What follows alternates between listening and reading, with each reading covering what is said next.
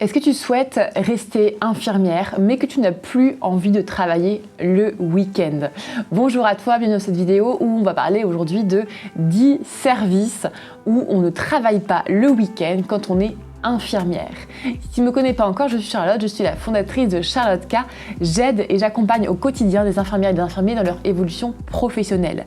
Donc aujourd'hui, on va parler de quels sont les 10 services, quels sont 10 services, parce qu'il n'y a pas que ça évidemment, et je t'inviterai à me mettre en commentaire si tu as d'autres idées de services où on ne travaille pas le week-end, notamment. Donc évidemment, il y a des services, ça dépend vraiment des structures, mais il s'agit de 10 services où principalement on ne travaille pas le week-end. Donc pour réaliser cette vidéo, j'ai fait appel à vous sur Instagram, sur mon compte Instagram, charlotteka-fr,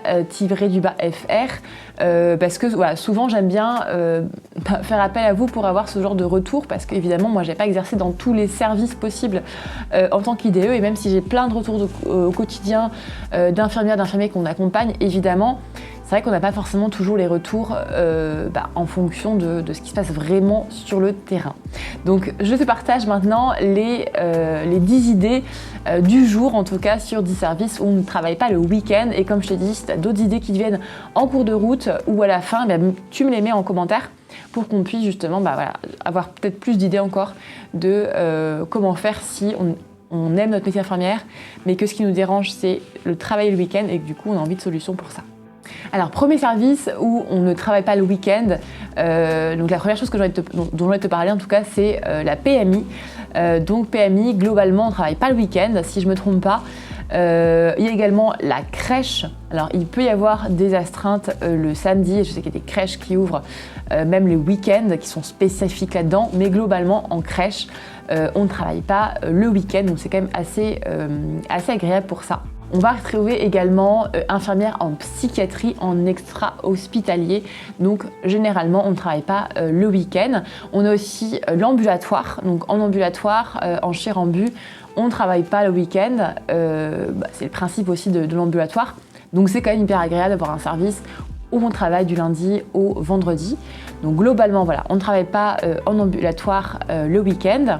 On va retrouver également le bloc et la salle de réveil. Donc sans compter les astreintes, évidemment, c'est un service où on travaille du lundi au vendredi.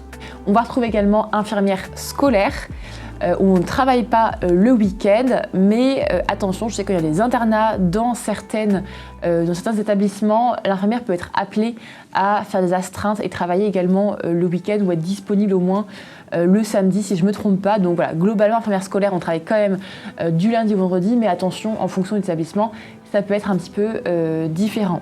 On a également infirmière en santé au travail, donc qui s'appelle maintenant infirmière de prévention en santé au travail. Donc on disait avant IST, maintenant c'est IPST. Donc infirmière de prévention en santé au travail, on travaille également principalement en semaine, donc c'est aussi une bonne alternative pour avoir un rythme un peu plus calé sur sa vie de famille en général. On va retrouver également la plupart des HDJ, donc hôpitaux de jour. Donc c'est un peu le principe des HDJ, c'est que c'est pas des hospitalisations continues, c'est à la journée, donc souvent c'est du lundi au vendredi. Partage-moi en commentaire s'il y a des choses que je dis qui ne sont pas forcément vraies partout, donc fais-le savoir, c'est intéressant aussi, parce que si on postule en HDJ en disant super, c'est super, je vais travailler que la semaine et que finalement non, je trouve que c'est bien de le savoir.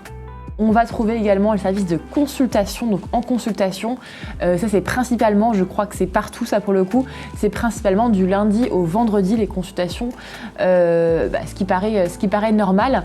Après le week-end c'est différent des consultations, évidemment ce sera plutôt tout ce qui est urgence, mais consultation en général c'est du lundi également au vendredi. Et je termine également avec l'EFS où principalement on ne travaille pas le week-end.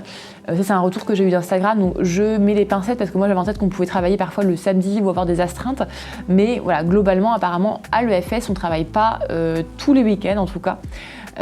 Donc voilà, et je termine avec un petit bonus parce que le travail en dialyse également, on peut en fonction des roulements ne pas travailler le week-end ou travailler seulement le samedi. Donc voilà, dialyse c'est aussi, on peut aussi l'avoir en tête, c'est ce qui nous dérange, c'est pas tant le week-end mais surtout le dimanche. En tout cas, voilà, sachez qu'en dialyse, on travaille seulement les samedis et en fonction des roulements, j'ai déjà entendu des personnes qui faisaient de lundi, mercredi, vendredi, je crois. Donc finalement, on travaille en semaine avec des horaires un peu atypiques, mais finalement, c'est au moins le dimanche, on est en repos. Donc voilà pour les 10 idées, plus le petit bonus, les 10 idées de métiers, enfin de services, pardon, où on ne travaille pas le week-end. Dis-moi en commentaire ce que tu en penses, en toute bienveillance évidemment, s'il y a d'autres choses que tu aurais ajoutées, d'autres services que j'ai pas mentionnés, si tu as des retours de certains services que j'ai mentionnés, enfin services ou structures que j'ai mentionnés, ou tu as eu d'autres retours là-dessus, c'est intéressant de le savoir.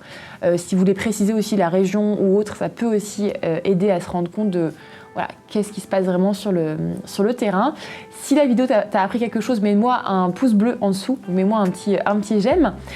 Partage-la si tu as une collègue qui n'aime plus travailler le week-end et a envie d'avoir un rythme un peu plus sympa. Et je te dis écoute, à très vite pour une prochaine vidéo.